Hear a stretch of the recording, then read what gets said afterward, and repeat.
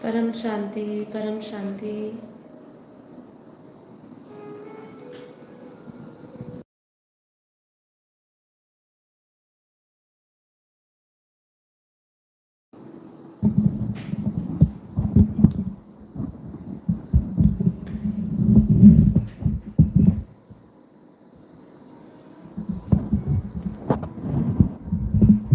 परम शांति, बेहद की गुड मॉर्निंग,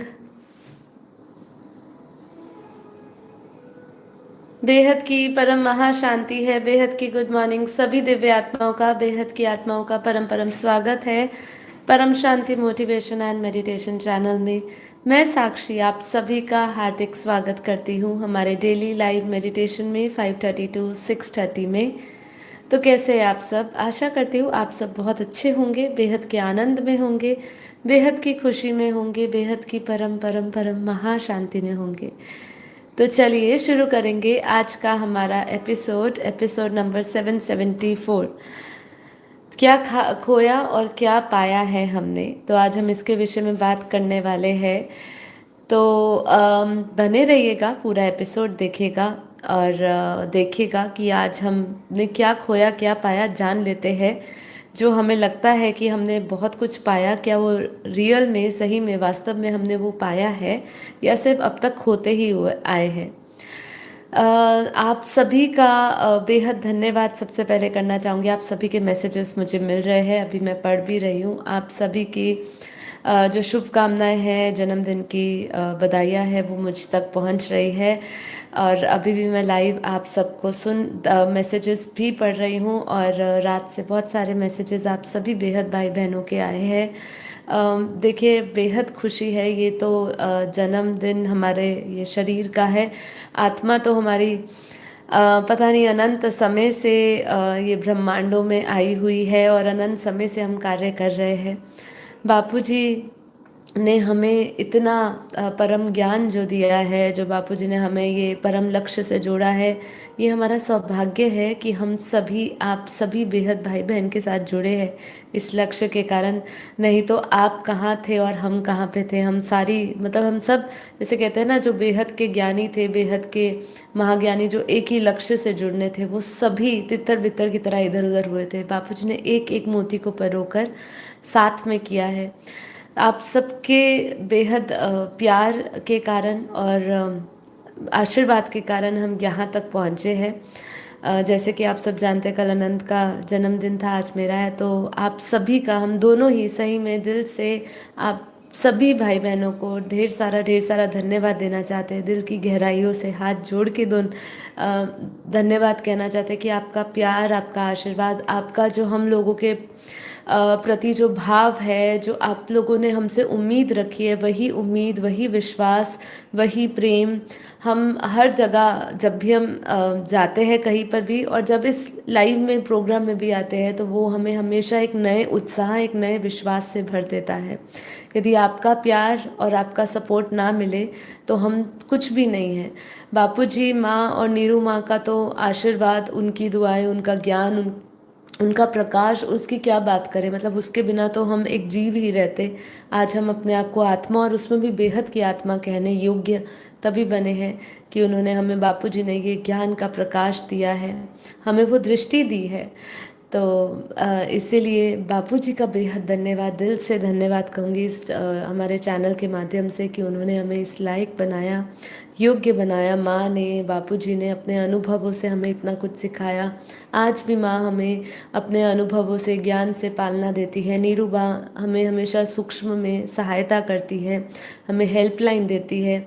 तो इसीलिए उनका बेहद धन्यवाद, और साथ ही साथ आप सभी परिवार में एक एक भाई बहनों का बेहद धन्यवाद। हो सकता है आज पूरे दिन में मैं काफ़ी लोगों को उनके जो बधाई के मैसेजेस आए हैं उसका मैं जवाब शायद ना दे सकूं। आज इस चैनल के माध्यम से अभी से ही मैं सभी को दिल से धन्यवाद दूंगी कि आप सब ने बहुत प्यार लुटाया है हम पे, बहुत विश्वास रखा है हम पे, बापूजी के ज्ञान पे विश्वास रखा है, हम पर निश्चय रखा है, जो हमारे लिए डेली एक मोटिवेशन बनता है आपके समक्ष आने का, आपके आगे कुछ कहने का। मुझे ये भी पता है कि जो हमारे बेहद के कई ज्ञानी हैं, जो महाज्ञानी हैं, अगर उनके आगे हम बात करें तो उन्होंने इतना अनुभव लिया है जीवन का, शास्त्रों का, सब चीज़ों का इतना उन्होंने अनुभव लिया है। उनका अनुभव हमारे से कई ज़्यादा है, लेकिन हमेशा उन्होंने हमें आदर दिया है। हमारे अनुभवों पर उन्होंने हमेशा अपना मान सम्मान दिया है। हमारी छोटी छोटी गलतियां त्रुटियों पर भी उन्होंने नज़रअंदाज करके हमें एक दिव्य अपने अपने दिल में, अपनी बुद्धि में एक दिव्य स्थान दिया है। तो उन सभी आत्माओं के लिए फिर से दिल से धन्यवाद। तो चलिए अभी हम बढ़ेंगे अपने एपिसोड के लिए, फिर से धन्यवाद करते हैं और अब हम आगे बढ़ेंगे अपने एपिसोड को। तो आज हम बात करने वाले हैं हमने क्या खोया है और क्या पाया है। उसको शुरुआत करने से पहले बात ये करना चाहूँगी कि देखिए, बापूजी ने हमें जो ज्ञान दिया है उससे हमारा दृष्टिकोण, हमारी नज़र ही बदल गई है। तो कहते हैं नज़र बदलोगे तभी नज़ारे बदलेंगे, अन्यथा दृश्यों में ही उलझ जाओगे। तो बापूजी ने जो हमें ज्ञान दिया है, परम सत्य ज्ञान दिया है, और माँ की वाणी जो हमें उस परम सत्य ज्ञान को डेली अनुभव करने की जो प्रेरणा देता है, उसकी प्रैक्टिस करने का हमें एक मार्गदर्शन दर्शक दिखाता है, वो हमें दूसरे दृश्यों में उलझाता नहीं है। इसलिए बापूजी ने हमें नज़र हमारी बदली, हमारी नज़र जो है दिव्य दृष्टि दी, हमें दिव्य बुद्धि दी, आत्मदृष्टि दी, और उससे हमारे सभी नज़ारे बदल गए। आज जीवन में जो दुख और दर्द है ना, वो देखने से ही है। जो हम देख रहे हैं ना, उसी से ही हमारे अंदर सारे भाव प्रकट हो रहे हैं। लेकिन सबसे बड़ी बात है, जो हमारी आंखें देख रही है वो हमारी बुद्धि नहीं सोच रही है अभी, क्योंकि हमारे पास दिव्य ज्ञान है।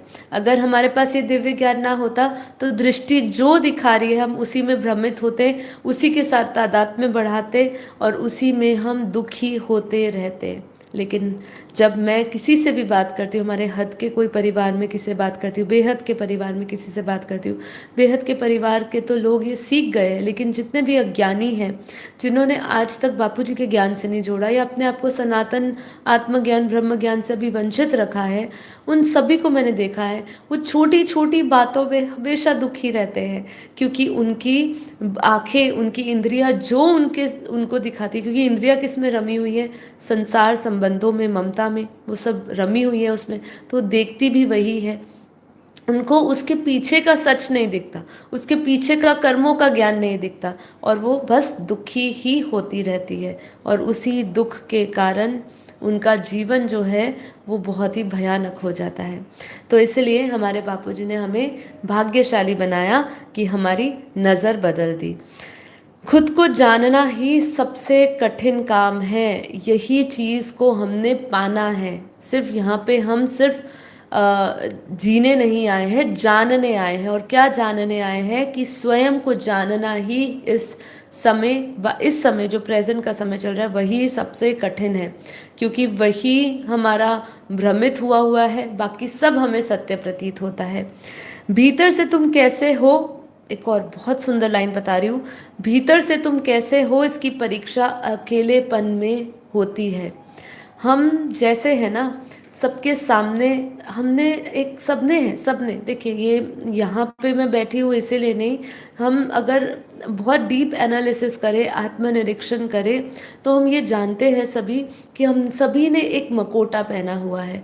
ये मकोटा कौन सा है कि हम दुनिया के सामने तो अलग रहते हैं, लेकिन दुनिया के पीछे अलग रहते हैं। दो चेहरे का मुखौटा पहना हुआ है। जो परम सत्य ज्ञानी होगा ना, जैसे हमारे बापूजी हैं, उनको सत्य के सिवा और कुछ नहीं बोलना। सामने वाला व्यक्ति, सामने वाली आत्मा उनके बारे में कुछ भी जजमेंट पास करे, कुछ भी विचार करे, उनको नहीं सोचना। उनको तो जो दिव्य दृष्टि से दिखता है वो वही चीज़ हमें ज्ञान में, वही अपनी वीडियोस में हमें देते हैं।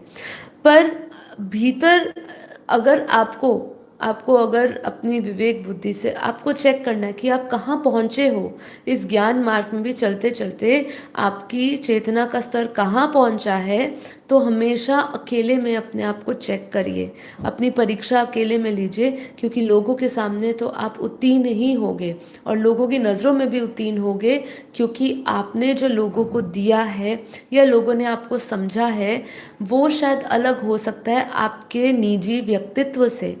इसलिए परीक्षा लेते रहा करिए अकेले में।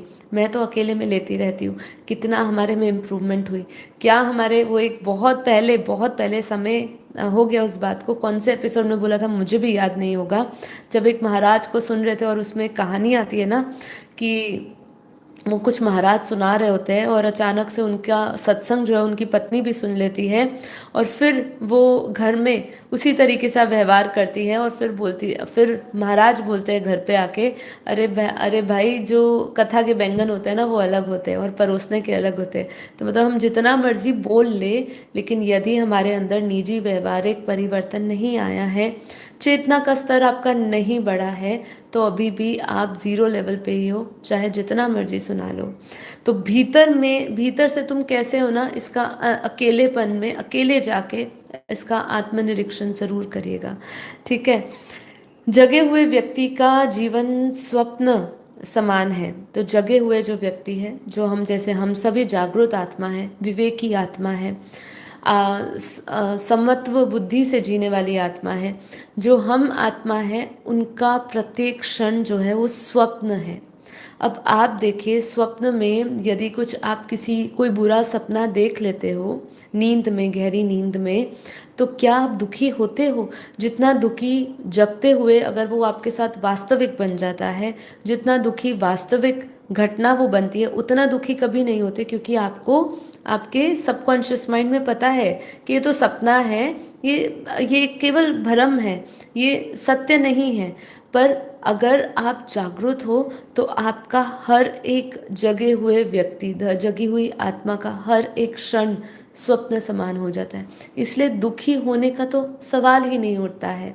ठीक है। ये सब इसलिए बता रही हूँ क्योंकि हमने ये सब पाया है। ये जो जो हमने खोया है ना, वो हमें लगता है हमने खोया है, लेकिन वो सब बहुत तुच्छ है चीज़ें। ये सब पाया है और हम बेहद के भाग्यशाली बनाया है हमें बापूजी ने। इसलिए जब जब आपको खुद को पाने की बात हो, तो जहाँ मैं हटा वही मैं घटा। कौन सा मैं हट रहा है? अहंकार हमारा हट रहा है, और वो वहाँ मैं जो चैतन्य है, जो शुद्ध स्वरूप है, जो ज्ञान स्वरूप है, जो प्रकाश स्वरूप है, वही घटा है। इसलिए जहाँ मैं हटा वो घटा। कौन वो घटा? चैतन्य स्वरूप घटा। इसीलिए वेदांत में कहते हैं, मैं आपको अभी इस पूरे जो एपिसोड में हम बातचीत करने वाले हैं उसका थोड़ा थोड़ा आपको भूमिका बनाते हुए बताना चाह रही हूँ कि वेदांत क्या कहता है। आत्मनम विधि, अर्थात अपने आत्म स्वरूप को जानो। ठीक है, अपने आत्म स्वरूप को जानो। बृहदारण्यक उपनिषद भी यही कहता है कि उस ब्रह्म, उसका मतलब यहाँ पे क्या है? उसको जानकर ही मृत्यु से पार जाया जा सकता है, अन्य कोई मार्ग नहीं है। उस कौन है वो? वही आत्मा है, वही ब्रह्म स्वरूप है, वही अहम ब्रह्मास्मि को जानना ही मृत्यु से पार आपको जाया जा सकता है, और कोई मार्ग नहीं है। इसलिए खोया क्या, पाया क्या, इसका ही आत्म निरीक्षण कर लो। जो खुद को पा ले, जो खुद को पा ले, वो खोने से नहीं डरता है। तो खुद को किसने पाया? जिसने उस स्वरूप को जान लिया, जिसने उस ब्रह्म स्वरूप को धारण कर लिया, जो प्रकाशमय हो गया, जिसने अपने आप को जान लिया, वही व्यक्ति ने कुछ खोया नहीं, उसने उस खोने में भी पाया ही पाया है। तो इसलिए अगली बार आप जब भी सोचे ना कि मुझे ये नहीं मिला, क्योंकि हम लोग, देखिए, ये मैंने देखा है, मैं जैसे आपको बता रही हूँ ना कि हम यूट्यूब अवार्ड में गए थे जब, तो वहाँ पे मुझे कुछ ऐसे चेहरे, कुछ ऐसे यूट्यूबर्स मिले जिन्होंने मुझे कहा कि मैं बहुत क्रिएटिविटी, मेरे अंदर बहुत क्रिएटिविटी है, मैं हमेशा कुछ नया करना चाहती हूँ।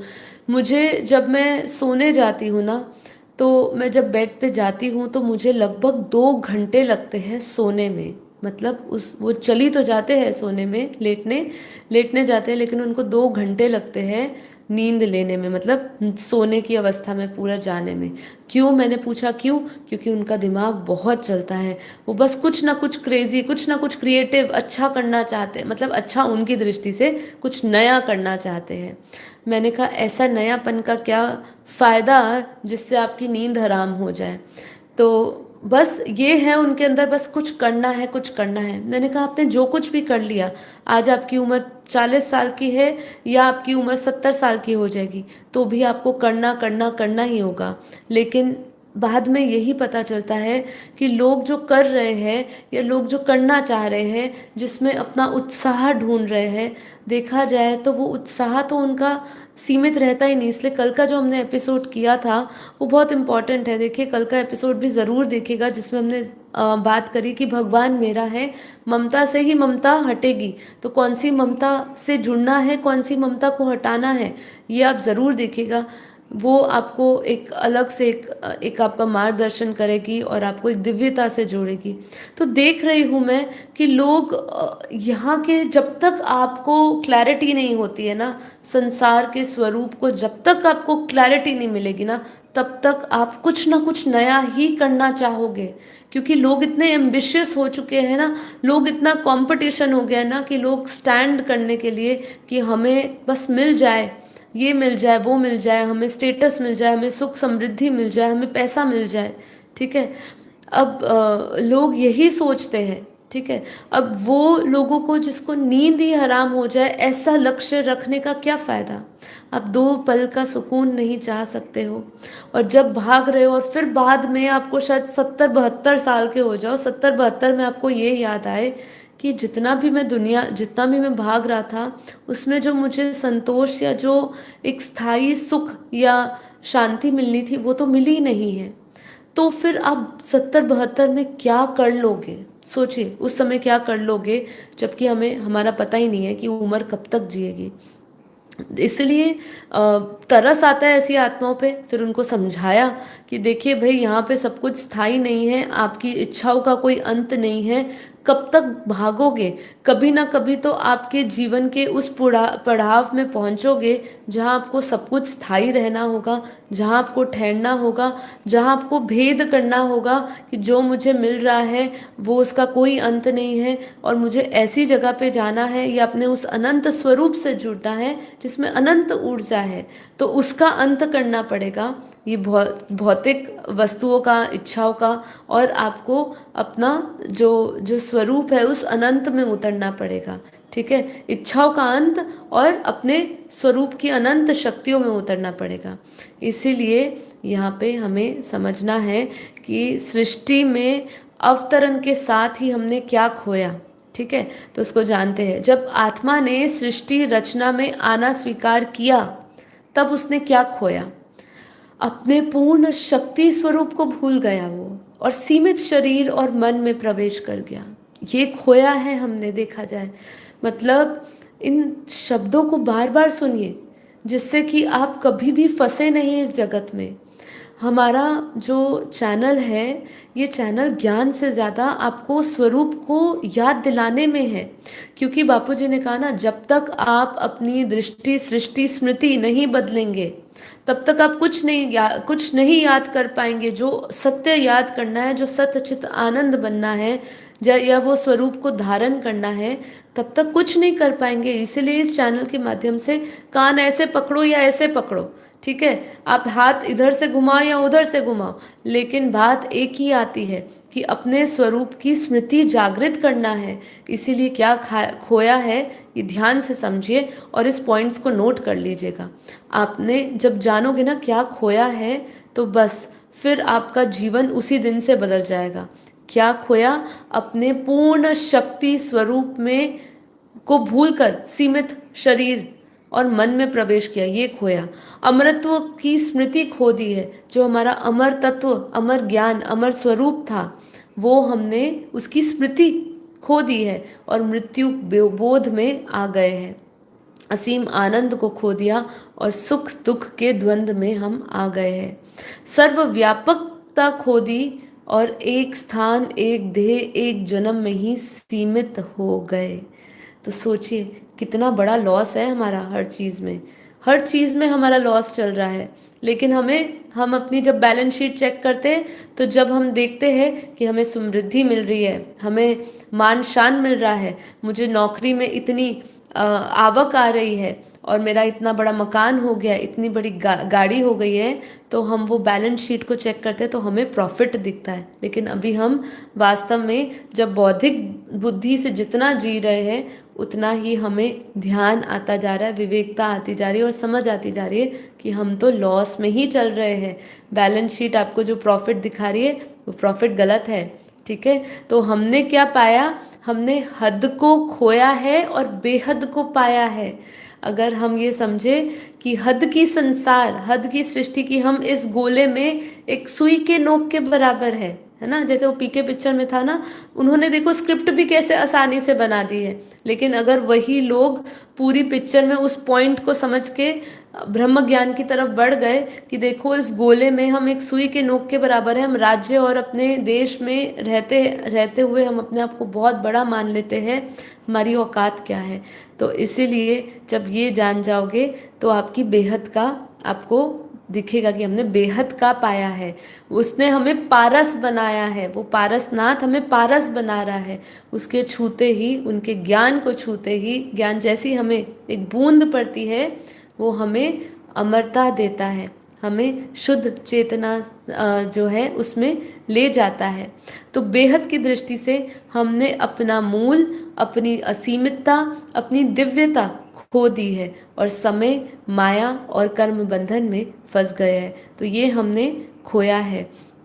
और बेहद की शुरुआत में अगर हम समझे, आत्मा का मूल स्थान बापूजी के बेहद के ज्ञान के अनुसार, हर आत्मा की असली यात्रा परम धाम, जिसको असीम शाश्वत प्रकाश लोक से शुरू होता है, वहाँ आत्मा असीम शक्ति में है, असीम प्रकाश में है, असीम आनंद में है, और परम पिता परमात्मा के साथ रहती है। ये 4 लाइंस को भी याद रखना। जब हम योग में जाएंगे तो इन्हीं को हम सबसे पहले अपनी दृष्टि और स्मृति में लाएंगे कि क्या हम असीम शक्ति में हैं।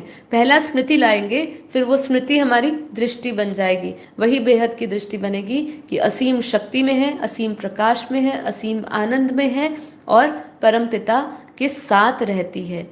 या वहाँ ना समय, ना जन्म मरण, ना खोने का डर है। और यहाँ पे वही है जिसने जिसने जान लिया, जिसने जिसने जो खुद को पा लिया, उसको कभी भी किसी के खोने का डर नहीं, क्योंकि वो समय से पार कालातीत बन गया। तो बापूजी ने हमें कालातीत का ज्ञान दिया है, क्योंकि सब कुछ पूर्ण था, हम भी पूर्ण हैं, लेकिन बस अपने आप को अधूरा मान लिया है हमने। इसलिए छांदोग्य उपनिषद भी क्या कहता है, जहाँ वहाँ है, जो वहाँ है वह इतना पूर्ण है कि उसके आगे कुछ जानने को ही नहीं है। आप सोचिए, एक बार ज्ञान की दृष्टि से, आत्मदृष्टि से देखिए, अपने आप को जोड़िए कि आपको वो जो मिला है, जो आपको पूर्ण बना रहा है, उसमें आपको कभी लगेगा ही नहीं कि कुछ भी छूटा हुआ है, कुछ भी छूटा हुआ है, ऐसा लगेगा ही नहीं। ना आपके रिश्ते आगे आएंगे, ना आपका जो घर परिवार में बाधाएं बनी हुई है, ये आपको साथ नहीं देता, वो ये साथ नहीं देता, वो सब जीरो हो जाएगा, और आप वही जीरो से हीरो की अवस्था में जाओगे। ठीक है, अब हमने क्या पाया है, इस सीमित दृष्टि में भी क्या पाया है, इसको हम देखते हैं। संसार में आकर आत्मा ने क्या पाया? अनुभव किसका? सुख, दुख, प्रेम, मोह, त्याग और अहंकार का। जब तक शायद आपको अनुभव नहीं होता ना, तब तक आप ये विषय विकारों से भी ऊपर नहीं उठते, क्योंकि ये विषय विकारों का अनुभव ही आपको ये बता रहा है कि ये सब तो सीमित है। प्रेम भी सीमित, सुख भी सीमित, दुख भी सीमित, मोह भी सीमित, त्याग और अहंकार भी सीमित। ये सब अपनी एक वैलिडिटी के साथ आए हैं। इसकी वैलिडिटी पूरी होती आपके फ्री विल पे है। मैं तो कहूँगी फ्री विल भी नहीं, बेस्ट विल। फ्री विल तो उसकी होती है जो बंधन में है, और जो आत्मज्ञानी ब्रह्म ज्ञानी है, वो तो अपनी श्रेष्ठ विल, श्रेष्ठ जो मत है ना, वही यूज़ करता है। इसीलिए हम जो इस सीमित दृष्टि में भी क्या हमने पाया, इस संसार में सीमित दृष्टि है हमारी, है ना। हम बेहद की दुनिया को नहीं देख सकते हैं, दिव्य दृष्टि हमारी नहीं है अभी। मतलब ज्ञान की दृष्टि से तो हम बेहद की दुनिया को देख सकते हैं, लेकिन अभी हमारी वो थर्ड आई, मतलब जो उस दिव्य दुनिया का अनुभव कर ले, वास्तव में देख ले, वो नहीं है। तो भी इस सीमित संसार में हमने अनुभवों से सीख लिया है कि ये सीमित है और वो असीमित है। सृजन का आनंद, परिवार सीख लिया हमने, परिवार में कैसे रहना है, कलाएं सीख ली, सभ्यता सीख ली, विज्ञान सीख लिया। संबंधों में हमने जो आत्मा को कर्म बंधन में बांधती भी है और प्रेम का अनुभव भी देती है, वो ऐसे संबंधों को भी हमने जी लिया। तो ये हमें सीमित दृष्टि दे रही है, लेकिन फिर वापस हम यू टर्न मार रहे हैं, वापस हम अपनी यात्रा को रिटर्न जर्नी पे लेकर जा रहे हैं, क्योंकि ये सब तो सीमित दृष्टि दे रही है। असीमित दृष्टि ने तो जो दिया है वो अस्थाई है। ये सब जो है, ये सब अस्थाई है, सीमित दृष्टि ने जो दिया है। और स्थाई क्या है? बेहद के हिसाब से वह पाना भी अतः खोने में बदल जाता है। ये जो हमने सीमित दृष्टि में पाया है ना, ये सब भी खोने में ही बदल जाता है, क्योंकि मृत्यु पर सब पीछे छूट जाता है। तो बेहद का सत्य, असली पाना क्या है? असली पाना यही है कि हमने बेहद के दादाजी को पाया है, बेहद के ज्ञान को पाया है, बेहद का भाग्य पाया है हमने, और बेहद के अनुभवों को पाया है। ये सब हमारा पाना ही पाना है। और जब हम इस पाने से जुड़ जाते हैं, बाकी सब खोया ही खोया है। वो खोया में भी हमें पाना ही महसूस होता है, क्योंकि वो सिर्फ हमारे एक्सपीरियंसेस है और कुछ भी नहीं है, इससे ज़्यादा कुछ नहीं है। इसलिए हम क्या कहते हैं, we are spiritual beings and have come for human experiences. तो हम जब सीमित बुद्धि से जो करते हैं, वही हमारे मानवीय एक्सपीरियंसेस, मतलब अनुभव है, मानवीय अनुभव है। पर हम जब वो अपने स्पिरिचुअल बींग, हम अपने वाइब्रेशंस, अपने प्रकाशमय स्वरूप को जानते हैं, तब वही हमें याद दिलाता है कि ये सिर्फ और सिर्फ अनुभव है और पाना इसमें कुछ भी नहीं है। बेहद का सत्य, असली पाना क्या है? बेहद का पाना है खोई हुई असीमता को फिर से पाना, आत्मा का स्मृति जागरण कि मैं ये शरीर नहीं, मैं अनंत शक्तियों का अंश हूँ, अपने मूल स्थान परम धाम की पहचान, इसे पाना है। कर्म और माया के चक्र से मुक्ति, ये पाना होता है। और परम पिता के साथ पुनः एकत्व का अनुभव, यही पाना होता है। इसलिए भगवत गीता में कहा है, जो मुझे सब में और सबको मुझ में देखता है, वह मुझसे कभी दूर नहीं होता है। इसलिए बापू जी कहते हैं, जब आत्मा जब आत्मा अपने मूल में लौट जाती है, तब उसे वास्तव में कुछ पा लिया और सब अब खोने जैसा कुछ नहीं रहता है। तो ये है खोना और पाने की विडंबना, ठीक है। उसमें एक आपके भीतर का द्वंद्व, आपकी भीतर की लड़ाई। आपको बस जब तक जिस बुद्धि में रहोगे, उस बुद्धि में ही, सीमित बुद्धि में हो तो हमेशा ये द्वंद्व लगा ही रहेगा।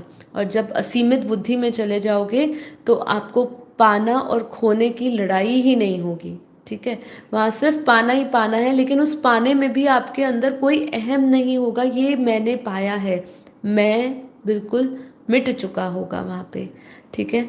तो बेहद का समीकरण क्या बता रहा है? संसार की दृष्टि, संसार की दृष्टि से खोया क्या है? धन, पद, संबंध, समय, ठीक है। संसार की दृष्टि से ध्यान से समझिए क्या खोया है, एनालिसिस करिए, रोज एनालिसिस करिए। धन अगर आपने अगर उसका सदुपयोग नहीं किया तो वो भी कभी ना कभी नष्ट हो जाएगा। यदि आपने उसको सही प्राप्तियों में नहीं लगाया तो भी उसका नष्ट हो जाएगा। आपने 3 घंटे की पिक्चर देखने के लिए उड़ा दिया धन, तो वो भी किस काम का? आपको टेम्पररी अस्थायी सुख दिया, आनंद मिला। कितना सस्ता सौदा करके आए हो आप, सोचिए। वही 3 घंटे का आपने अगर कोई ऐसा ज्ञान दान, महादान किया होता, तो आप अपने अपने जो प्राप्तियां हैं उस स्थायी प्राप्तियों में कहीं चले गए होते, जिसकी आपने कभी आपने कल्पना भी नहीं करी होगी। तो आप देखिए कितना सस्ते सौदे में हमेशा रोज हम कर रहे हैं, मतलब नुकसान का ही सौदा हम कर रहे हैं डेली। तो धन, पद, संबंध और समय, ये हमने खोया है संसार की दृष्टि से। पाया क्या है, संसार की सृष्टि से पाया क्या है, केवल अनुभव पाया है। जो अनुभव जी रहे हैं वही हमें सिखा रहा है कि ये आत्मा क्या है, अनात्मा क्या है, संसार क्या है, जड़ क्या है, चेतन क्या है। इसी को हमने जो ये ज्ञान पाया है यही हमारा संसार की दृष्टि से पाना है। सुख दुख का खेल मतलब हमने ज्ञान भी हमने सिर्फ पाया है, अभी तक उसमें हम जिए नहीं है। तो वो तो आगे जब हम संसार की दृष्टि से आगे बढ़ते हैं और बेहद की दृष्टि में उतरते हैं तब हमने क्या खोया है ये भी जान लेते हैं। जब बेहद की दृष्टि आ जाती है तो अपना अनंत स्वरूप हमने खोया है। अगर हमें उसकी जागृति नहीं हुई है तो अपना अनंत स्वरूप पाया क्या है, माया का सीमित अनुभव पा रहे हैं अभी तक। और असली पाना क्या है, फिर से अपने अनंत स्वरूप में लौटना है। तो जब हम ज्ञान की दृष्टि से समझते हैं तो यही हम खो रहे हैं। और पाना क्या है, जो पाया है वो खोना है, और जो खोना है वो हमें पाया हुआ लग रहा है। समझ आ रही है आपको? तो हमें अस्थाई को पाने के चक्कर में स्थाई खो दिया है, और जब स्थाई आत्मा का मूल पा लिया तो अस्थाई को खोना मायना नहीं रखता है। ठीक है, इसलिए क्या कह रहे हैं, बेहद के वाक्य क्या कहते हैं, जो खुद को भूल गया उसने सब खो दिया, जो खुद को पा गया उसने पास खोने को कुछ नहीं है, उसको उसके पास खोने को कुछ नहीं है। दूसरा बेहद का वाक्य, अस्थाई को पाने में हमने स्थाई खो दिया, अस्थाई को पाने में हमने स्थाई खो दिया, और अब स्थाई पाना है और अस्थाई अपने आप आ जाएगा। ठीक है, स्थाई पाना है और अस्थाई अपने आप आ जाएगा। धन पद रिश्ते सब कुछ भी, सब कुछ सब समय की उधारी है। ध्यान से समझिए, बहुत सुंदर लाइन है। धन पद रिश्ते सब समय की उधारी है, असली पूंजी वह स्मृति है कि मैं कौन हूँ। मृत्यु के समय जो साथ जाया वही पाया, बाकी सब सिर्फ माया की जमा खर्च है। हमने माया के सिक्के जमा किए हैं। क्या? हमने माया के सिक्के जमा किए हैं और आत्मा का खजाना भूल गए हैं। जो परम धाम से आया है वह दुनिया का नहीं हो सकता, उसे अपनी जड़ में लौटना ही होगा। जड़ यहाँ पे वो जड़ चेतन नहीं है, जड़ मतलब रूट्स, अपने मूल में लौटना ही होगा। जो परम धाम से आया है वह दुनिया का नहीं हो सकता, उसको अपने जड़ों को पकड़ना ही होगा, अपने मूल में जाना ही होगा, लौटना ही होगा। खोना और पाना दोनों खेल है माया के।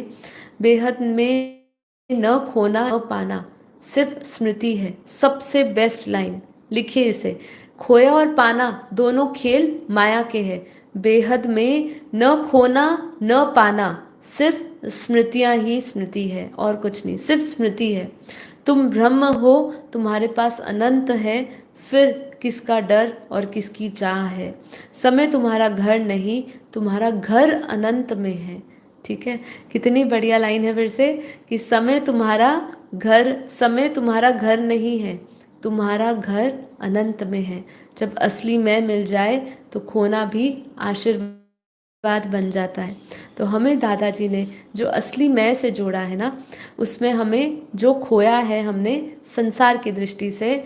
ठीक है, संसार ऐसा लगता है ना कि तुमने ये छोड़ा, तुमने परिवार छोड़ा, तुमने अपने रिश्ते नाते नहीं बनाए, तुम उसके साथ अच्छी तरह नहीं रहते हो, तुमने अपना परिवार नहीं बढ़ाया। ये सब जो लोगों को लगता है ना, जब मैं उस असली मैं के बारे में सोचती हूँ तो ऐसा लगता है कि ये जो खोया है ना वो सही में आशीर्वाद है, क्योंकि हम कर्म बंधन में ही नहीं है। ऐसा लगता है हम आज़ाद हैं, हमें कोई रोकने टोकने वाला नहीं है। ज्ञान की दृष्टि से देखो, रोकना टोकना तो अपने आप को हमेशा में डिसिप्लिन में रखना ही पड़ता है। रोकना टोकना यहाँ पे मतलब है कि हमें वो कर्म बंधन आड़े नहीं आता। जिन्होंने अपना इतना फैलावट करके रखी है ना, चादर फैला के रखी है, उन्हीं को चादर धोने का हमेशा खतरा रहता है। हमने चादर ही नहीं फैलाई तो चादर क्या धोनी हमें। ठीक है, ऐसा हमारे साथ हमारा सौभाग्य है, हमें दादाजी ने इतना आशीर्वाद दिया। इसलिए अगली बार खोया और पाने का खेल जब भी याद करो तो समझना, खोया पाना सब माया है, और बेहद में तो कुछ भी खोना पाने का कुछ भी नहीं है, केवल स्मृति है। ठीक है, तो आज का एपिसोड खोना और पाने का कैसा लगा, या अब आपको समझ आया कि कहाँ मैं खो रहा हूँ, क्या मैं पा रहा हूँ। इस द्वंद्व से बाहर निकलिए और अपनी उस असीम शक्तियों में प्रवेश करिए। तो फिर से दिल से धन्यवाद सभी को करती हूँ मैं। अपने इस असीमित, अपने अनंत स्वरूप में प्रवेश करिए, अपने ज्ञान स्वरूप को धारण करिए। माँ हमेशा अपनी वाणी द्वारा हमें ये याद दिलाती रहती है कि बच्चे तुमने क्या पाया है, अपने भाग्य पे तुम्हें नाज है ना। माँ हमेशा बोलती है, तो उनके शब्द है ना हमेशा कानों में गूंजते हैं। और हमें वो भाग्य पर नाज करने के लिए, वो भाग्य पे मतलब वो क्या होता है कि कभी कोई चीज़ मिली है ना तो हमें डर लगता है कि वो हमसे छूट ना जाए, है ना। पर अभी क्या होता है कि हमें मतलब कोई संसारी वस्तु मिली है, मान शान मिला है, या कोई ऐसी वस्तु पदार्थ मिला है जो आपके बहुत नज़दीक है, फिर हमें ऐसा लगता है छूट ना जाए, तो हम उसको बहुत संभाल के रखते हैं। ऐसे ही जब माँ हमें बोलती है ना कि बेटा तुम्हारा भाग्य बहुत बड़ा है, तो ऐसा लगता है ये कहीं छूट ना जाए ये भाग्य, कहीं बुद्धि भ्रमित ना हो जाए संसार में। लोगों के प्रश्न और लोगों की जो भ्रमित करने की जो प्रवृत्ति बनी हुई है ना कि तुम्हें ये नहीं मिला, तुमने क्या पाया है, तुमने क्यों छोड़ दिया ये सब, देखो यहाँ पे इतना तो करना चाहिए, संसार में आए हैं, यही जीवन है। वो मतलब आपको अस्थाई सुख और लालच देते रहते हैं। देते आपको सिर्फ नहीं देते हैं, हमें भी देते हैं। वैसे तो हमने सारे बंधनों पे, जितने भी हमारे रिश्ते नाते हैं, हमने सब पे बहुत बड़ी कट डाल दी है। लेकिन जो गिने चुने बचे हैं वो भी आपको हमेशा आकर्षित करते आए थे।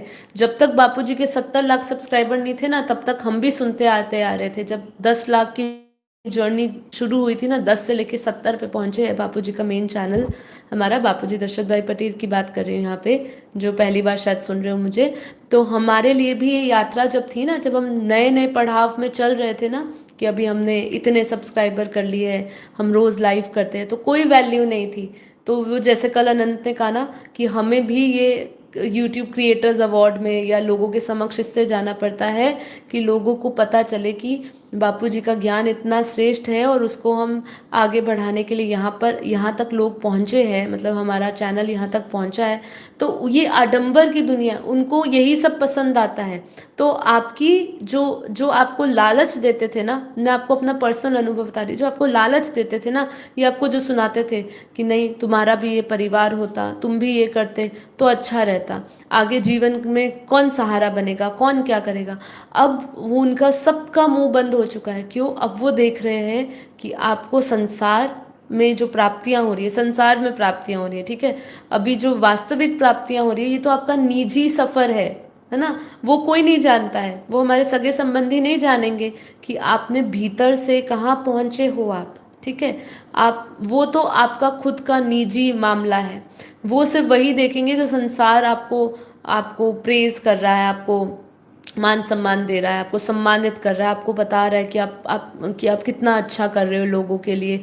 वो ही सिर्फ देखेगा, प्रशंसा देखेगा, और उसी से उनकी धारणाएं बदल जाएगी हमारे लिए कि हाँ इन्होंने जिस लाइन में भी गए हैं उसमें प्राप्तियां हैं।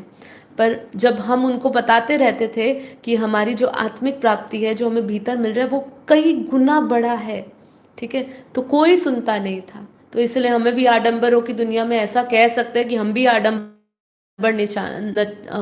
मतलब वो क्या कहते हैं, आडंबर, हम भी उसमें हम भी नाचने जाते हैं। फिर वही हो जाता है, मेले में मैला हमें नहीं होना है। इसलिए अपनी ऊर्जा को हम हमेशा परम शांति से भर के रखते हैं। जहाँ जाओ परम शांति बोलो, परम शांति फैलाते रहो, जिससे कि वो आडंबर की दुनिया में आपकी ऊपर लेप छेप ना लगे। यही है सत्य दुनिया का, ठीक है। तो इसीलिए कभी भी डरो मत, इस रास्ते पे चलते हुए किसी की सुनो नहीं। खींचने वाले बहुत आएंगे, उनको नहीं पता है आप क्या पा रहे हो। जो उन्होंने पाया है उसमें वो दुखी हो रहे हैं, फिर भी आपको कहते हैं कि आओ जो मैंने पाया वो तुम भी पाओ, ठीक है। ऐसे लोग हैं, मतलब वो तो खड्डे में गिरे ही हुए हैं और कहते हैं आओ मुझे बचाओ, और बचाते बचाते आप उनको बचाओगे नहीं, वो आपको खींच के वो भी उस खड्डे में आपको गिर देंगे। ऐसी दुनिया है और यही सत्य है, ठीक है। तो कैसा लगा आज का आपको मोटिवेशन, आज की आपको प्रेरणा और आज का आपको ज्ञान चर्चा कैसी लगी? अब आप अपने आप को भय से मुक्त, ठीक है, बना पा रहे हो?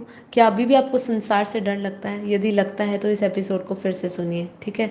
सारा डर भाग जाएगा आपका, लोगों का आपको चिंता नहीं रहेगी, लोग क्या कह रहे हैं क्या नहीं कह रहे, बस आपको असल में जो पाया है उससे आप जुड़ जाओगे। तो आप सभी का दिल से धन्यवाद और फिर से आपका ढेर सारा धन्यवाद, आपकी इतनी सारी जो हमें शुभकामनाएँ मिल रही है, आपका प्यार जो मिल रहा है, ऐसे ही प्यार बरसाते रहिए, सपोर्ट करते रहिए, एपिसोड्स को लाइक करते रहिए, लोगों के साथ शेयर करते रहिए, हमारे साथ सुबह जुड़िए। ये एक अपने आप में संकल्प लीजिए, कुछ भी हो जाए, रात को चाहे 1 बजे सो, चाहे रात को 2 बजे सो, तो 10-5 मिनट लेट होना ठीक है, लेकिन कम से कम आपने डिसिप्लिन तो मेंटेन किया है। वो डिसिप्लिन मेंटेन करते हुए कमिटमेंट करो, अपने आप को कमिट करो, ठीक है? इससे क्या होगा, जब आप जीवन में छोटी-छोटी चीज़ों में स्थिरता लाते हो ना, अपने संकल्पों में स्थिरता लाते हो, तो धीरे-धीरे वही सूक्ष्म होता रहता है। आपका जो योग ज्ञान की जो प्रति भी आपकी जो निष्ठा रहती है, जो विश्वास रहता है, उसमें भी आप स्थिर रहते हो, ठीक है? जो अपने जीवन शैली में कोई स्थिरता नहीं ला पाता है, वो ज्ञान में कैसे स्थिरता लाएगा? मैं तो ये समझ नहीं पाती हूँ, ठीक है? इसलिए बहुत ज़रूरी है, मैं आपको डेली बोलती हूँ कि आप कोशिश करिए, सुबह आइए, 15 मिनट आइए, 20 मिनट आइए, योग करिए, फिर थोड़ी देर बाद वापस सुनिए जब समय मिले, लेकिन आइए ज़रूर। ये आपके लिए ही अच्छा है, एक मेंटली आपको एक डोज़ मिल जाएगी, ठीक है? जैसे सुबह की खुराक चाहिए, ऐसी आत्मा को एक खुराक मिल जाएगी कि उसको जीवन में जड़ और चेतन का भेद समझते हुए जड़ता की तरफ पैर नहीं रखना है, चेतन की तरफ बढ़ना है उसको, ठीक है? नहीं तो माया ये जड़ है और माया हमेशा अपनी ओर खींचती चली गई।